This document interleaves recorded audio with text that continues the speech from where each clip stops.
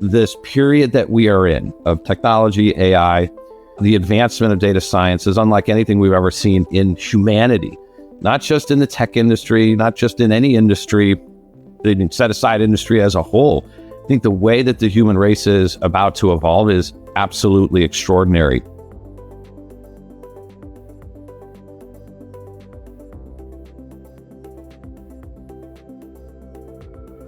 Today, we are thrilled to welcome an accomplished pioneer in the tech world, RJ Pittman.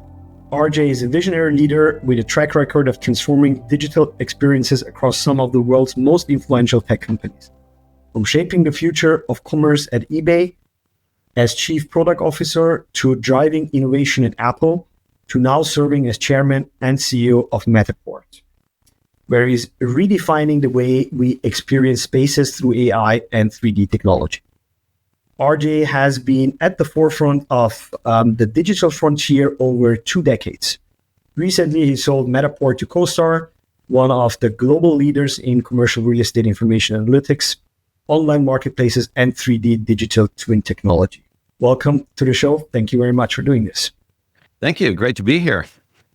So maybe we can start with the easiest question of all. Where do you think we are with AI, and where are we heading towards in terms of intelligence level and AGI and all these very important terms? You think that's the easiest question of all? I could fill an entire podcast on just the answer to that question. That's true. But what I can say is I firmly believe that this period that we are in of technology, AI, the advancement of data science is unlike anything we've ever seen in humanity, not just in the tech industry, not just in any industry, set aside industry as a whole. I think the way that the human race is about to evolve is absolutely extraordinary. And I think perhaps, the most important thing to hone in on is the rate and speed at which it is moving. I genuinely believe that we will see more change in humanity in the next 2 years than we've seen in maybe the last 2 centuries. It's moving that fast in my view. That's very interesting. But, I heard Harari yesterday say, the question is if we are going to slow down AI, or AI is going to speed us up until, to a very bad end. So there are certainly a few people who see the negative side of this, right? But you framed it like in a very positive way, which, Well, I'm excited for change, and I love the speed of change. I don't like things taking a long time. Let's get to, the outcome. But I would agree with some of the sentiment as well, that there are some serious concerns, right? Because the path to superintelligence is for all sides, of the game, right? So both for the good actors, but also for the bad actors. And so if we think about what that, this means to the bad actors in the world and how it can empower them, to a whole new strategy and points of entry, that's something we have to be extremely mindful of. There's no question about it. I agree. But then again, on the other side, I would say that there are so many problems we cannot solve without AI, probably, or at least not in a conceivable time solved without AI, like cancer and other things which, are very important to us to be solved as well. I think that's, the ultimate trade-off is when you get down to first principles, and biosciences, medical sciences, first and foremost, number one. I think, with so much energy focused on that, it's hard to argue whether it's worth it or not, right? I think it most certainly is, but it does put the challenge on us as a society and as scientists and tech, players in this realm to navigate as responsibly as we can. Because it seems to me like people have made the choice across a lot of the big influential, tech platforms and AI platforms that are leading the race right now. They are indeed prioritizing speed of innovation and, path to, again, some of these advanced path to general intelligence and super intelligence, where over safety, right? Not to say that they're not concerned about it and there's not, a lot of attention and investment around it, but I think we've seen a switch. And My concern with that is it's driven by one thing, right? First to market, wins the race. And so unfortunately, business is there's a lot of business at stake here, right? And a lot for a lot of companies. And I think that's going to be, the real delicate balance to manage for sure. And you're very right. But what I'm asking myself is this. I think Meta is changing actually the whole game, because by Meta training these LLMs or SLMs, right, and then giving it for free to the world, basically, changes the dynamic, because now suddenly you don't need to be the first anymore. You can also be the second, ultimately, because there is another route to go besides Anthropic, OpenAI, right? Would you see that the same way? For sure. I think, the way that, and I love the fact that there is this inherent democratization of LLMs and the capabilities therein, which just for a moment, and we can get into that, and certainly, part of that democratization Matterport is benefiting from, immediately, as are, the launch of thousands of new transformative companies, on the horizon. Now, I think more of what I mean is, I suppose it's the race to AI excellence in one sense, but the other part of it is for companies who are in the business of organizing the world's information and giving you answers, the Googles of the world, right? There's a different meaning to that question, which is how fast can you get there with this technology powering, let's just say, a better version of search, a better knowledge base, for all the world's information. They're in a great position because, as we know, the real benefactors in this moment we're in with AI has everything to do with who has the data, right? Those companies, with the repositories of information, web pages, whatever it might be, are the ones I think who are really going to benefit within their industries, right? So in a way, Meta may not be first, and all these other folks may not be first, and certainly won't be last with in the AI race itself, but it's in terms of what they're applying it to, right? So in the world of social media and thinking about what your feed looks like in the not too distant future, powered by this, they didn't give it away to everybody they want, but they know where their bread is buttered and where the money is that they make. And so they're still in a race to be first in that category, right? Across the social network, ecosystem. That to me is where they have to move very fast, or it will be very easy for companies like an OpenAI to come in and disrupt, the entire social, race, the social network category as well, right? Yeah. And if you think about it, it's very interesting that, principally a company like Meta is largely the vast majority of its business is, in social networking. What business does it have out here building, LLMs and, open sourcing them? But there is part of a reason for that, because the better they get, the better their business and revenue engine gets. Yeah, I mean, I think Jan LeCun put it that way, right? He said you cannot actually take AI out of Meta or out of Facebook because nothing would be left, right? There's almost like it's within in the fabric already. And same with Google, right? I mean, Google, sometimes gets a bad rap because it seems to be all about the race, but they've been at this longer than anybody, right? Certainly at scale. Way before even DeepMind and those investments, the time that I was at Google back in 2007, it was a big deal then. It was a super big deal. And the founders, the leadership, they all fundamentally understood, it was a matter of time. And they wanted to, be heavily invested in this category early. But nobody could have been prepared for how fast that inflection point came, right? Not even them. Yeah, it came very surprising, right? I mean, these emerging abilities were really emerging, like nobody really expected it to come at that point. And but you touched on a very important point, because actually the last 2 years or 3 years were about scaling, right? So we scaled it up, and there were 3 categories, like compute, parameter size, and data. Yeah. And it feels like that stopped a little bit, and we are still scaling now, but we're scaling in another area. We're scaling in test time compute, like in inference time, but staying at that network sizes. So what's your take on energy and all these problems that come with this ultra large networks? we're only going to be as successful in this and as pervasive in terms of the future benefits of AI, but tied to the weakest link in the chain, right? So you'll only be as good as, and in my view, you have to move all the way down to the raw materials, right? And for sure that it getting closer to it is power, right? But then underneath that is, well, what resources do we have available to us to generate and create power, right? And how many of those resources do we have left? I think that's, a very interesting thing. It's the same thing that, in my view, determines the long-term viability of electrification, right? And electric vehicles. It's fantastic from a let's move us off fossil fuels and that sort of thing, but now it shifts us to a new set of materials and minerals and things around, lithium ion batteries and all the materials that, go with that.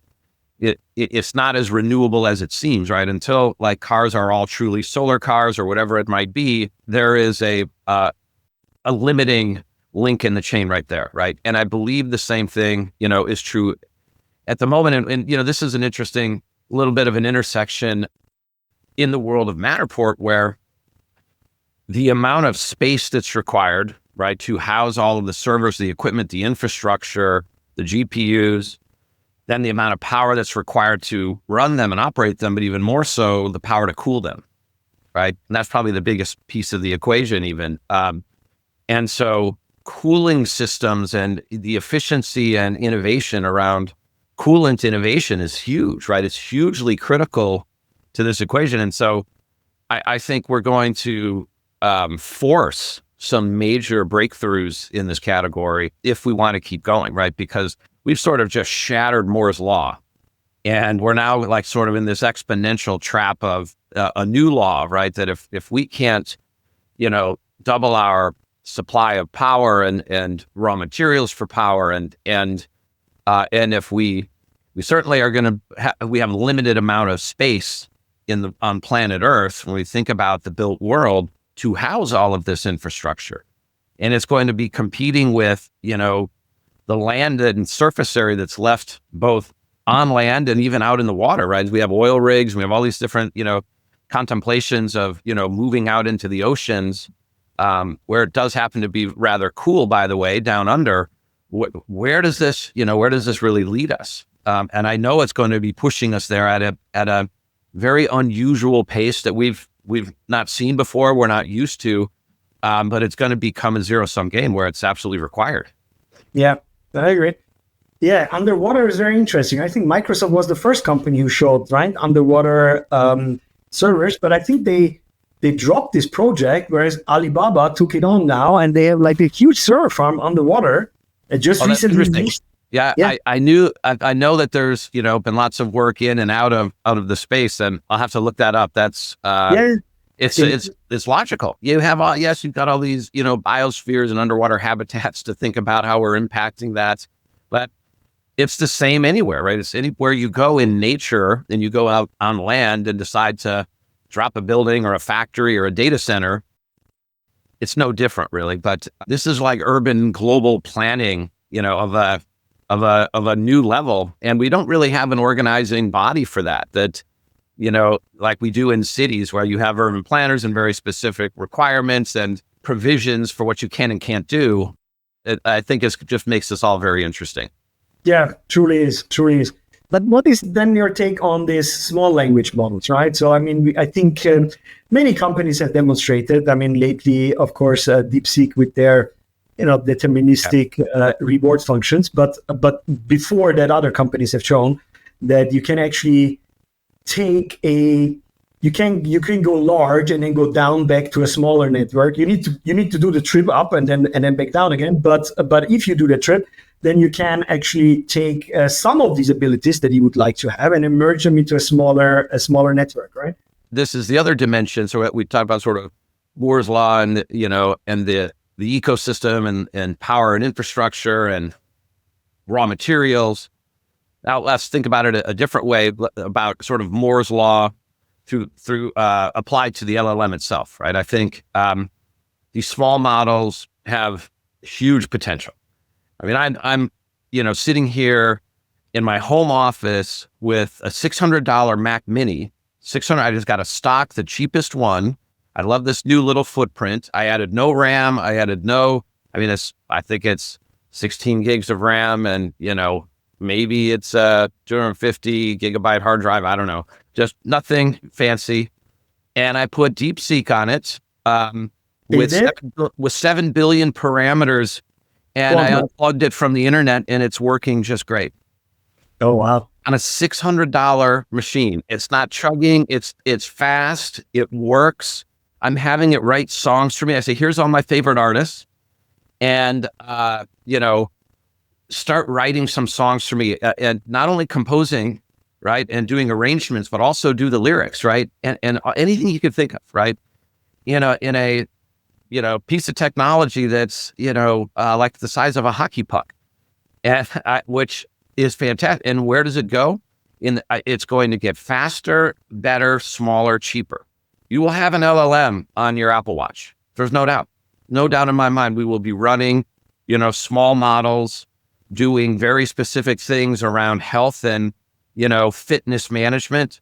You don't need quite as many, parameters per se. And quite frankly, where we are with context windows, I've been very impressed with the focus on continuing to grow the context window, because what that allows us to do as mere mortals, we don't have to necessarily go in and, reprogram and develop our own LLM.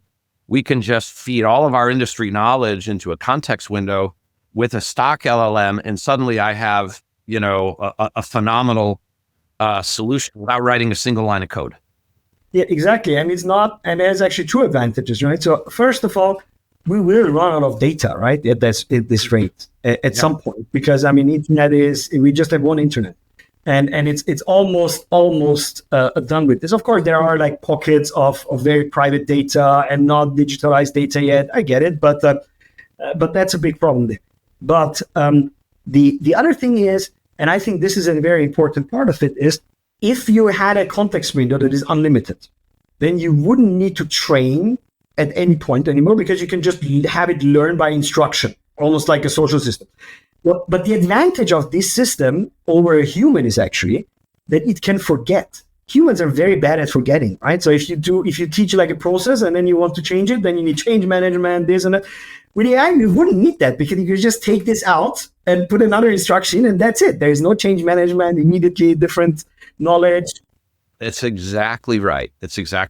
And I think that's one of the things when we talk about what people often think about super intelligence, well, how do you actually define what that is? And sometimes the conventional wisdom is it's just an outsized amount of knowledge. But in other cases, it may just be that it has photographic memory on the one hand, but it also can be perfectly memory erased on the other, and changed and swapped in and swapped out as well, with no consequence, right? And these types of fundamental aspects of what we have here, to me as well, I agree with you 100%. I find it to be so compelling and powerful. And then of course you're going to have systems built to manage that as well, right? Is my engine getting smarter or not smarter? Is it plateauing? Do I need more data? Do I need to change, the data? And managing and testing and evaluating that on a regular basis. So it's sort of an AI powered, intelligence and health monitor, for the system you've built. And you need to inject your deductive graph to this, like your preferences, your other things in a meaningful way, right? Because I think that we are a little bit sometimes over emphasizing efficiency, and sometimes we should probably even think about like what's the most human way of doing something, right? Because it will get increasingly more important over time, I think, and that could help us there too, right? So we need to find a way to get that into the system, right? Which is not that easy. Not that easy.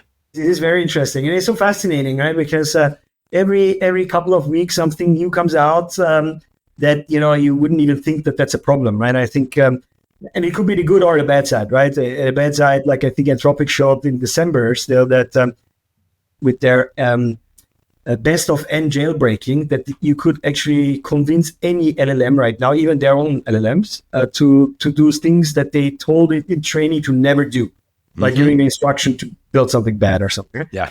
But you can convince it to do it, which nobody thought that is possible. On the bad side, but on the good side, DeepSeek showing that you can actually, that the thought process itself might not be as unique, right? So like the thinking might be very unique and intelligence might be unique, but the process that you're going might not be that difficult to clone, right? And they even did it with a deterministic kind of reward function, right? For coding specific, but it was very, very interesting piece of advancement. There's a couple of things I've noticed that are happening that we have to think about as well, right? So, let's take ChatGPT and OpenAI for a minute. And, one of the things they've been touting and trying to communicate to the user base is, hey, we've just expanded the memory capacity of, your chat account and your chat buddy on the other side of this. So you're not going to have to remind it about things you've talked about before, et cetera, et cetera. The problem with that is, well, now you have to be, conscientious of what you're doing, because if you want to test it sometime, right? For example, like for safety reasons, I want to see for my kids, I'm going to ask it a bunch of bad things, or I'm going to, ask it to teach me how to rob a bank in the modern age in 2025 with minimum legal consequences if I get caught. Like, what's it going to tell me? And if I find a way to get that answer, I might have to do like 100 different things, right, to get it to give me an answer that it shouldn't, but eventually it does. Well, now it has this big memory that I'm, plotting to rob a bank, or that I'm trying to help my son rob a bank. How do I erase that, right? That I don't want that context flowing through any other topics that might be 2 degrees or 3 degrees of separation away from that, right? And so that weighs on my mind a bit. That like the memory part of it is good I've got friends who have multiple, ChatGPT accounts for their own personas. Like, here's my professional one. So I'm using you to kind of program you over the way I think and run my company and, all of this. And then I got a family one over here. It's very personal. I want it separate. And then here's my, social one that I'm a totally different person when I go out at night, and like to have fun. I want to keep that separate from all these things. And I find that very interesting as well, right? It is really very important also, right? Because we know that forgetting things is an integral part of, intelligence. And there is this, condition where people don't forget, HSAM, and these people are really suffering. So it's like, just imagine how often, if you take a simple example, how often you hit your leg somewhere, right? You would be terrified of desks if you would never forget the pain, right? But you forget it very fast, and then you move on. And this forgetting part is actually a very important part. It's a great example. The other one for me that I think is so interesting, you see it, again, in the context of at least a chat dialogue, but it's really, I think, in interacting with AI in general. It started a couple decades ago at Google with this idea of search suggest, right? Typing something and then it gives you a bunch of suggestions, or you do the search and then it tells you after, did you mean this or that? And that was a novel but massive breakthrough, back in the early days of search. And so, you're going along in the first few years of ChatGPT and stuff, and it's all just sort of like kind of normal chat, but very smart chat and a lot of, great answers. Well, in just the last 6 months, you may have noticed this steep rise and increase in the follow-on questions. We were working on this at eBay in 2018. We called it conversational commerce, right? And it had everything to do with how good I was at being a personal shopper. Based on your first question, can I give you the second and third question, right? And of course, in those days, it was more rules-based and it was, standard NLP, and that you put a few of those things together with a little bit of a knowledge base around products and shopping, and you could actually, have quite a nice system, better than keyword search. But you look at it today, and now you have, a knowledge base behind these things where it's getting so good that it's even going to correct, this isn't really what you meant to ask, but I'll give you some answer. And then I'm going to tell you, here are 5 other things. Would you like me to do this, this, this, and this? Which is one, educating you on all of my capabilities. I can generate a spreadsheet. I can write code for this. I can do this. Which one of those would you like to do, right? And you can just say yes to all of them, and you come down here. And it isn't just walking through more, deliverables for you. It's actually intelligent, right? And, as if it was a professor in the topic and guiding you, into, oh, wait a minute. So I don't even know enough about this topic to ask the right, opening questions. And I certainly don't know enough to go deep, right? But now I do, right? And it does many great things for these, it's going to drive massive engagement, right? This is just going to go through the roof. The time per session per user, is going to go up 10x minimum. And, but the quality of, the knowledge exchange is extraordinary because it happens to also be very good at it. And if you think about it, it is very good at this, even though it is actually doing it in a fundamentally different way, the planning part of it, than humans are doing it, because it is actually doing it in token space, which means that if you translate it to a planning of a human, it would mean that you actually do all these steps and try them out to then, decide which was the best way of doing it, which is like highly inefficient. Like we could do this the same way humans are doing it, not in tokens, like not in real action space, but before that, like in the internal representation of it, then it would like change everything. Yeah, this is very exciting things. Very exciting things coming. Now what you just sold your company, I think, to CoStar, right? Which is a big, commercial real estate company, very successful, of course. Congratulations. Thank you. And what are you up to now there? What are you working on? 3 things: scale, scale, scale. I'm really excited about it, and we're still with Matterport. We did this deal, in our 13th, going on our 14th year of digitizing and creating these 3D digital twins of spaces. And CoStar has been a customer almost since our first. In fact, I think they were as soon as we commercialized our first product. It took a couple of years to actually, build the vision out and create a commercially viable product, and they were right there from the beginning. And so this is, not entirely unique, but it is, it is unusual in that respect that we've done so much together, both on the journey of how we've built the sort of digital transformation of buildings, and as they've evolved as a customer into a partner, as they've grown as a business from commercial real estate, and now they've got, the marketplaces like homes.com and apartments.com, and they're in, they've got hotels, travel and hospitality.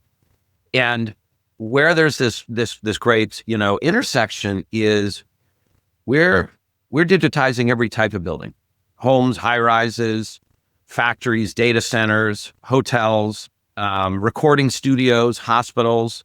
We've done about a mile of the Great Wall of China to Egyptian pyramids and Egyptian tombs that have never been seen by humans before, but discovered by archaeologists that happen to have a Matterport camera to create a 3D document of these great finds. And it's taken us all over the world, right? 185 countries, there has been some building Matterported, digitized, and shared, right? So it's a wonderful mission to be on because it does make the world a bit of a smaller place. And I think what we love about CoStar is now they're in all building types and all, they have all property data. It's not the spatial data of a property, but it's more the demographic data about the property and the cities and towns that they exist in. But you put the two of those together and it is a formidable data repository combination. The only reason I came to Matterport 6.5 years ago was, yes, I was very impressed with the extraordinary capture technology, can make these 3D models of houses and buildings down to a centimeter or millimeter level accuracy, photorealist. But it was the data, right? The data that we were capturing. I just couldn't stop thinking about what would we do with all of that data if we could capture a large percentage of the built world in digital form, right? And so as we say, as we turn our buildings into data, we've been saying that, since the beginning, and we create this digital system of record that goes beyond the virtual tour and into every aspect of the property itself. And when I started, we were on our way to our first billion square feet of space digitized, right? Well, today we're at almost 55 billion square feet of space digitized. And what took us 6 or 7 years to get to a billion square feet captured, that first billion, we're doing about 1.5 billion square feet a month, right? So now this is going, right? This is before the CoStar partnership, right? And with the CoStar partnership, we're not only combining our data, but we're combining the rate at which we're going to get out there, in the world and bring in the data. And so you can, of course, imagine for a guy like me that came here for the data, and this was before the next big wave of the AI breakthrough renaissance, period came upon us, and it met us halfway. And I've been going around saying, what are we going to do with all the data we have? Now we got 10 billion. Now we got 20. Now we got 50. Well, now we know exactly what we're going to do with it. And we call it property intelligence. The possibilities are absolutely, exponential, off the charts. And so in my view, the digital twin, it's essential, I think, to this asset class that we call buildings and property. But again, the property insights that we can empower building owners, property managers, building investors, homeowners, apartment renters, and even, hotel guests is really what this is all about. Every one of these, websites on the internet since the beginning of the web has tried to give you information about these properties for whatever you're going to do with them, buy them, rent them, or stay in them, right? Well, now we have a completely different, opportunity at hand. And when you can bring that all the way down, we were talking about context windows and, bringing data into them. When I can inform an LLM with the amount of spatial data and information I have on each and every property, or all 50 billion square feet of it, and then combine that with what the LLM knows about not just the world at large, but it turns out they know quite a lot about the built world at large. You put the two of those together and you get a super intelligent property manager, you get a super intelligent real estate agent that can tell you more about a property and its things than any expert that's ever set foot in, any of those properties anywhere in the world. And when you have that knowledge and then you make that available to anybody, where you can just come in and ask it, and it can go in all of these directions like we were talking about with knowledge and topics you're interested, in general, but now I can do it, down to the street address and, and square foot level. Oh, this gets interesting, right? This gets very, very powerful. And the only way you can do it, in my view, because we've tested it without the data, and it's okay. Like there's definitely a lot of insights you can get about buildings and in real estate without it, but it becomes almost absolute a closed loop when you can compile and integrate this spatial data. You were saying something about like we're running out of data, right? I think that's our competitive advantage as well, is it's always been the data moat. And we're at a rate of capture now that's hard to catch up to. There's probably somewhere between 2 and 4 trillion square feet to go get, right? And we're at 50 billion. But it's doable, it's achievable. And it'll take us a while, and there's always new buildings being built, right? There's 13,000 buildings being completed every day. So it's also a data generation business, right? So the surface area is still increasing on planet Earth. And so I think there's always going to be, kind of a flow and funnel of data, certainly for the next couple of generations, well past our lifetime. And that to me creates a really exciting, space to operate in, because it's so massive, right? It's such a big category. There's no asset class bigger than property. And it's been sitting offline with no datafication to it at all for centuries, right? And now, like, think of that, an Egyptian pyramid. There's no datafication of a pyramid, and there never could have been, right? Because there was nothing digital or electronic about that era. And even today, like, there hasn't been any kind of equipment that could turn a pyramid into real usable data. And now there is, right? And so, I think based on what we've talked about, here so far, gives you a little sneaking, suspicion into why, I'm so inspired by what's in there. These 13 years were great, but they were just a building block to like what we're really here for. Yeah, it seems like you are at this Google Maps moment, right? Where you're saying like, wait a second, it's actually possible to drive through all cities in the world and make a photograph, and you're basically doing it for all the buildings right now, and you're just at the cusp of doing it exactly for big chunk of the world. It's a perfect analogy. And we used to even, people in the early days try to describe, well, what is this Matterport thing? Like, what are you trying to do? We sort of would say, well, it's kind of like street view for buildings, right? So sure, you could be driving down the street in any town or any place, then you should like pull over and go right in the building, and you've got, this great thing. And oh, by the way, it's not just, great look around pictures. It's, it's every, piece of data about the property. And, and so I'll give you the example, which is, the first 10 years, people they'd never seen these Matterports before. They just couldn't believe that there was this perfect walkthrough of a space. And you could pull out a digital tape measure and do all these things. And so we would have, building inspectors, at large retail companies. It could be Starbucks or, think of a hotel chain, where they're constantly, as part of their business, going around and doing physical inspections of the properties, either to remodel them, upkeep them, add more supplies, whatever it might be. And then the Matterports come and they say, hey, we don't have to get on planes and go to the locations anymore. I can bring her and I can go to any location in the world in 2 seconds, and I can walk through the space and do my inspection and do the routine. Great. Well, and that was great for the first decade.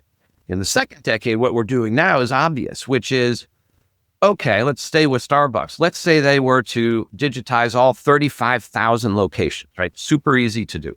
That's a lot of things for me or you to sit down, and how many of these things we're going to go through by hand, one by one, and looking at the Matterports. You have the new scale challenge. Well, now we've automated that, right? So I can now just use a very simple computer vision model and a search algorithm to go in and, for example, find every Starbucks that's less than 2,000 square feet, that has more than 2 checkout counters or less than 2, and maybe needs to add another one. And I can just do that search. I can run it across all 35,000. I can have eyes on. I can even tell you the condition and model and, whatever of that store and of the equipment that's in there, just using computer vision models and an automated, search algorithm. And then now you're taking all of the human work of operating a computer and a web browser and going through a virtual space and just making it turnkey. And then, of course, the next thing you tell it is, which of these need to be renovated? Which ones are looking tired and worn down? Because we can do, surface detection. Does it look, what's the condition of the flooring, the walls, the counters, etc.? I don't have to even have all of that knowledge, because now a ton of it is available to me in what I'm getting out of, the next generation of LLM capability. And so plus, some of our own homegrown things to really get it to be precise. But that would have never been possible, right? Even 3 years ago. And so, the unlock here of automation, number one, and then, doing things that are sort of at this, pan property level. Like, could I do this for all 4 billion buildings in the world? And, put it all in perspective, right? There's roughly 2 billion websites that are on the internet today, online and accessible, 2 billion. And there's 4 billion buildings. So first of all, there's, gives you a sense of how big the built world is. It's bigger than the internet, but it's relatively speaking, not that big of a number, right? And so if you had spatial data on all 4 billion buildings, well, imagine what you could build, right? It would be the next $1 trillion platform company, right? If Google's got 2 billion, websites organized into a search engine, that's a fantastic business. Who's going to do it, for the built world, which is twice the size? Yeah, not only twice the size, right? Any error that you're making in that space is so much more expensive. So the insights that you can give upfront has a higher value, because, okay, I did a mistake in my website, I can rebuild this. I did a mistake in a building, that's very expensive to rebuild. Right. It's real, it's permanent, it's there, etc. And so what we did, it's coming up on 5 years now. We worked really hard to create a version of Matterport that would allow you to create that 3D model with the phone in your pocket. Oh, wow. And the reason for that was one thing and one thing only. I wanted to get more data and I wanted to get it faster.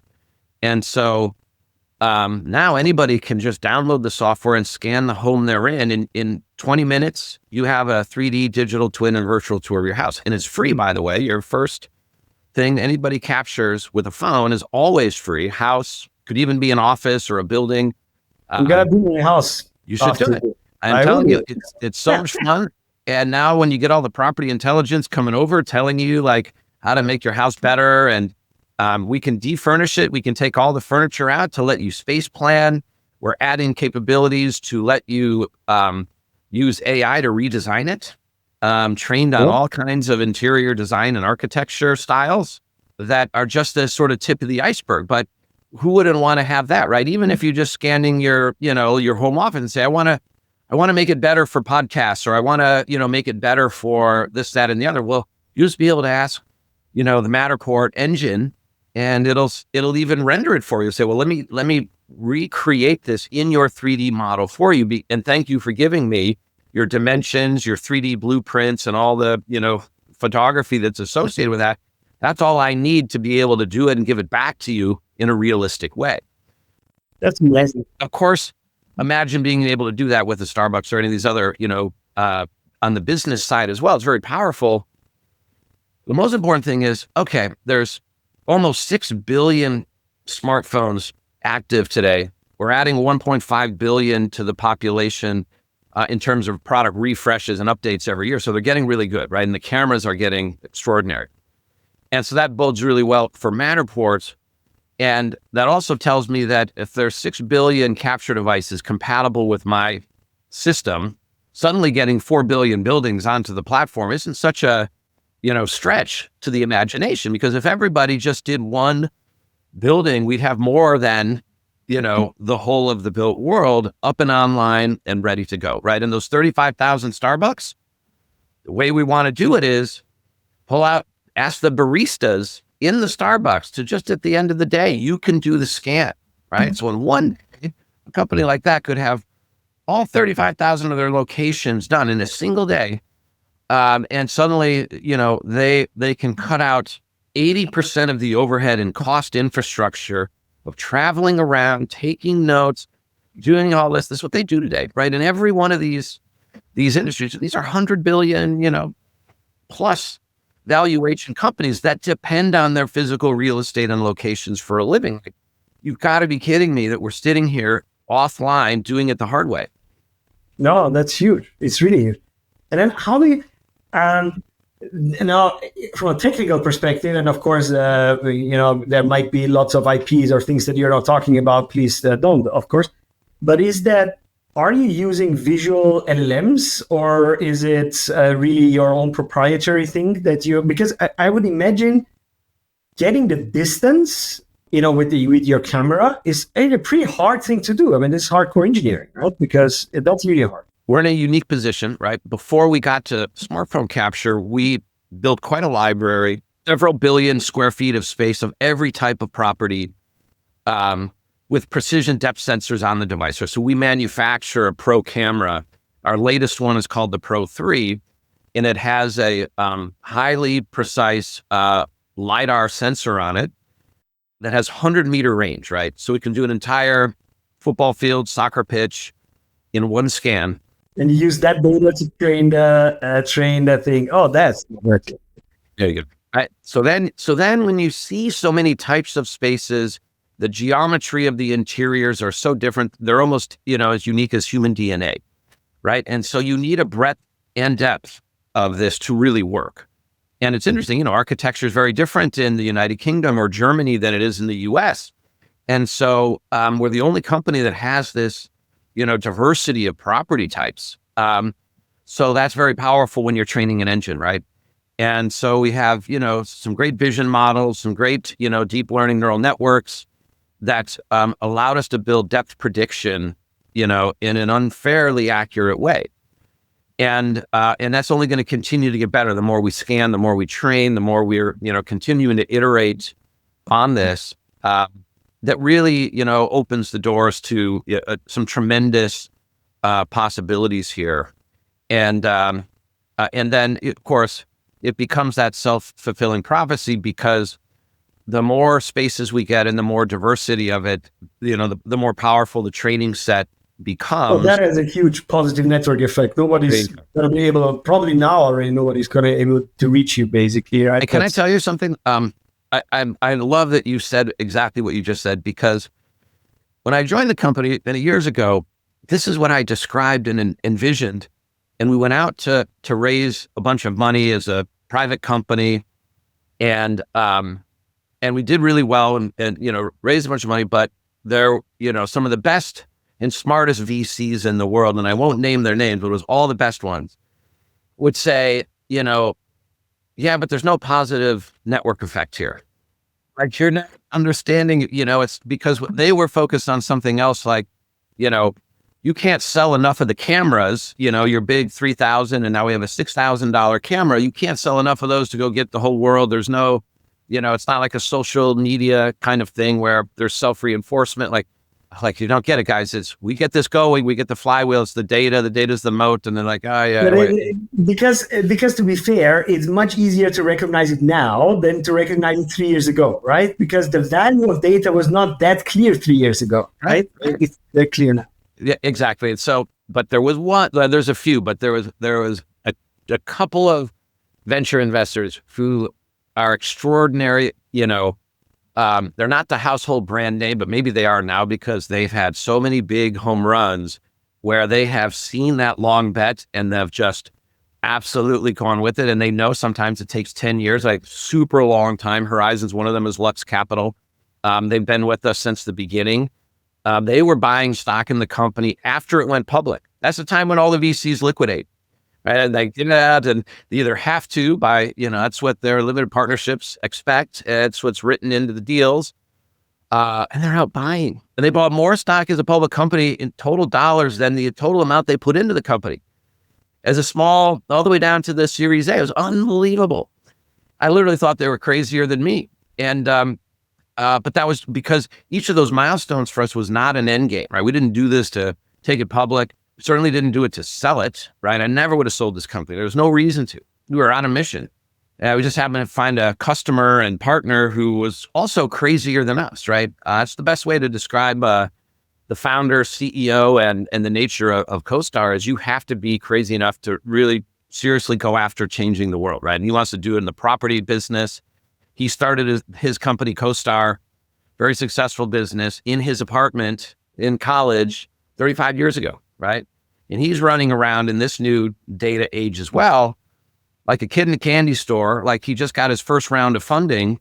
But now together we're a company of means, right? We have real scale and a real foothold in this broader, property category where we could potentially do something at that interesting scale, right? It's not going to be easy, like never is, no delusions of that, but the potential, oh boy, it's, it's right here in front of us. Yes, really huge.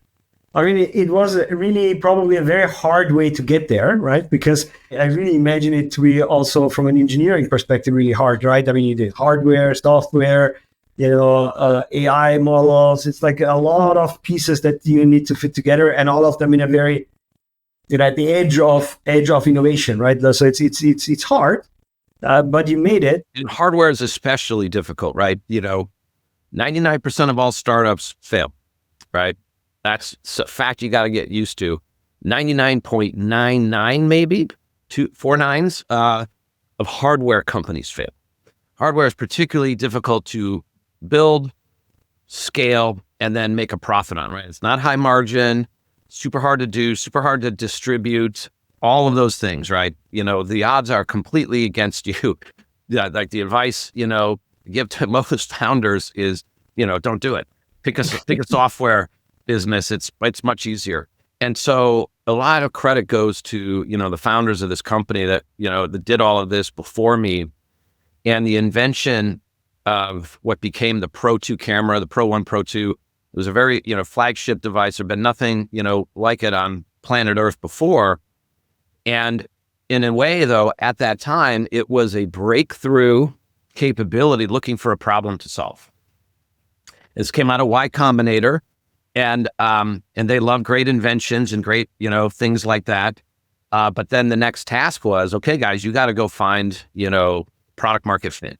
Yeah, I mean, but very often things happen like this. Like even a computer was really just a wonderful thing that could solve many things, but it was out to find actually the problem. And it took I think VisiCalc was the first meaningful application on which really made it.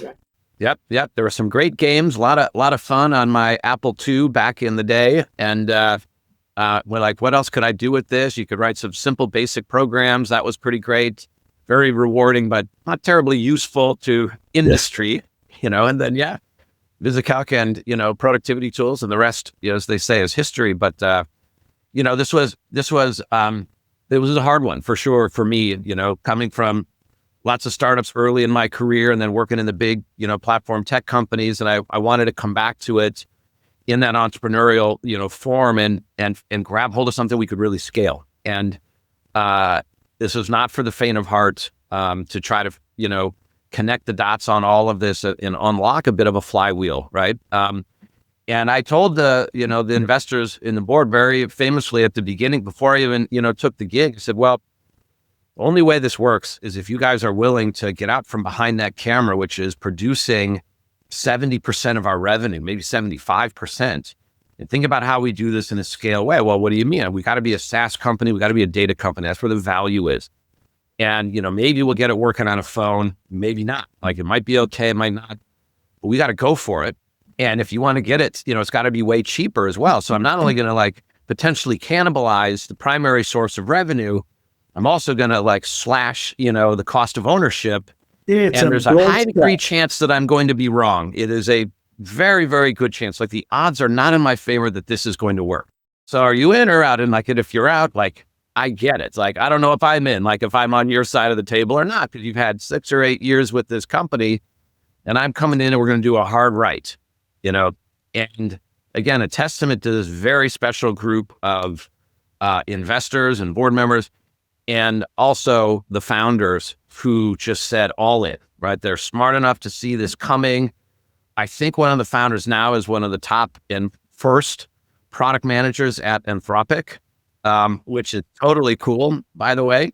He saw it and saw something, and he was already not in an operating role by the time I joined. He was on the board and then, eventually rolled off the board when we went public. But a great guy, Matt Bell. And data was in everybody's minds, from the beginning, but it was how do we get it out, right? And how do we, unlock, what this vision was really all about, 13 years ago. And so, like I say, it does feel like an early beginning here all over again. I know that this is very hard, I'm also so sorry. It's very hard because I very much know that the moment when you said this, we're going to do this hard right, for you, there was no other option. You would have done it, right? Yeah. It's like Marie Curie, she would have just killed herself to prove that she has a point, right? Yeah. The question is, do you have enough support that, you can be successful in this or not? Right? And I'll tell you, the hardest part was not the years from that moment and joining, and then the first 3 years to get us to the place where we could take the company public and raise a really outsized amount of capital to scale this thing. It was what happened after that. To do it all over again wouldn't have changed a single thing in the trajectory, and including taking the company public. But to build on the very thing you just said, you need to have people who have the stamina and endurance to play the long game, right? You're either a marathon runner in this game, or if you want to do something, again, that hits escape velocity, big scale. There's a lot of quick wins out there and short game to play, but this wasn't what we all came to do here at Matterport.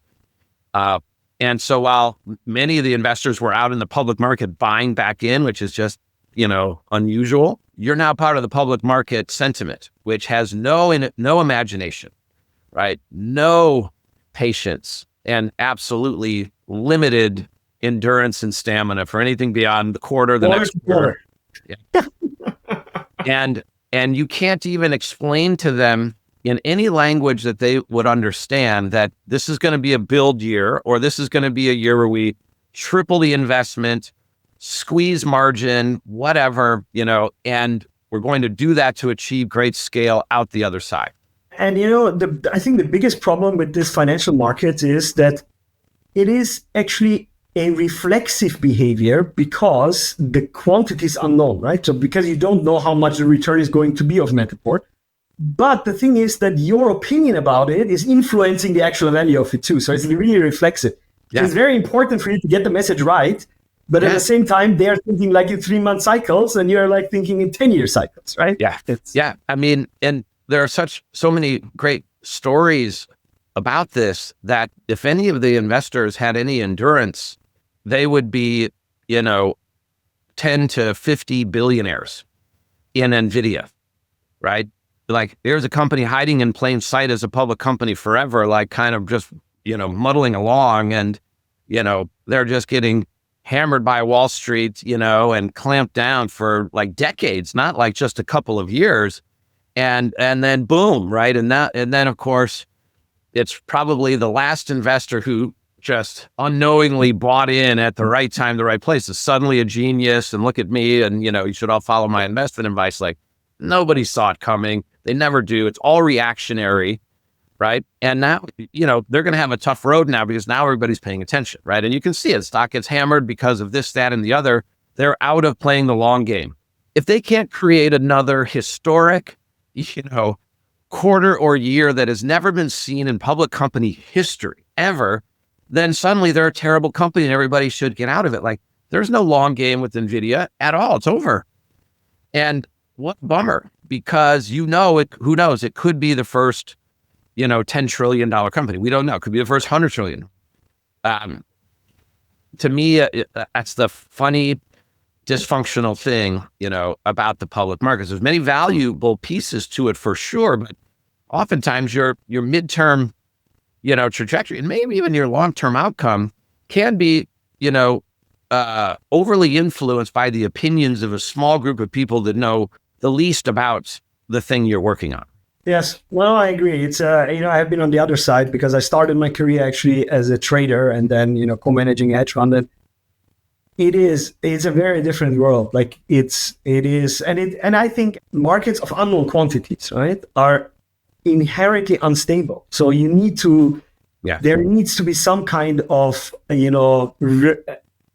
force that brings it back. Because if you just would look like laissez-faire, do whatever you want to, it would just explode. Which every 10, 15, 20 years it does anyway. But it is a problematic thing. I agree with you. You make a good point. And if you look at the companies that have stayed private, it's for this reason, right?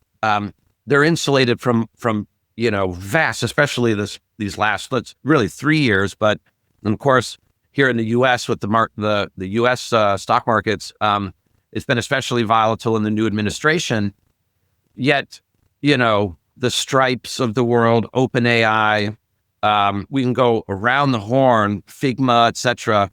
These are all, 10 to 100 billion to multi-$100 billion valuations in the private markets, and they're relatively stable, right? They're not impacted by any of that. But if they were all public companies right now, these things would be all over the place, and nonsensically so, right? People are just day trading and, trading in and out. And again, I understand that and fully appreciate, the business of the markets and the business of hedge funds. And, hey, if that works, great. But when we're talking about it in the context of building these long-term, game-changing, world-changing kind of platforms, it's a little bit incongruent, right, in that way. And so I'm not surprised to see in SpaceX and, like, why in the world would Elon ever want to take that thing, public? Now it's doing a lot of great work, and it's not about the money per se. He's trying to get to Mars, right? He's trying to move humanity, to be interplanetary. So the stock market definitely is not going to understand that, right? They're not going to be able to value that and model it in, right? And I think there is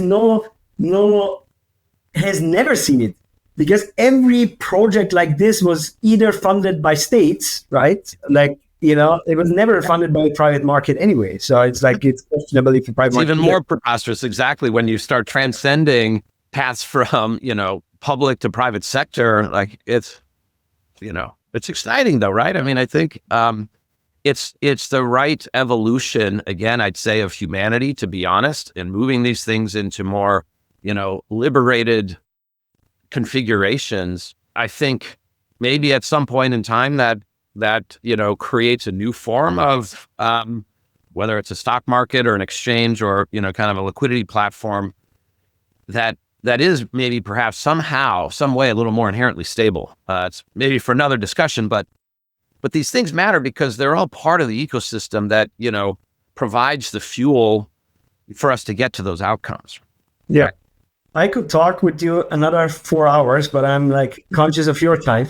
Thank you so much. Very, very interesting. I can only say thank you. Great things that you have achieved. Very interesting, path, and I know very hard path, but at least very successful, which is not always a given, right? Well, thank you for saying that, and likewise, absolutely thoroughly enjoyed this conversation, and I think there are at least a handful of additional chapters for us to dig into and explore. Yeah. And if you ever want to have me back on to, explore things, where to find me, I'd be happy to do it. Thank you so much. Thank you very much. All right, great. Thanks. Great to see you. Thanks for listening to this edition of Hybrid Minds. This podcast is brought to you by Cognize, the first of its kind intelligent document processing company, which automates unstructured data with hybrid intelligence and a data-centric AI platform. To learn more, visit cognize.com. And be sure to catch the next episode of Hybrid Minds wherever you get your podcasts.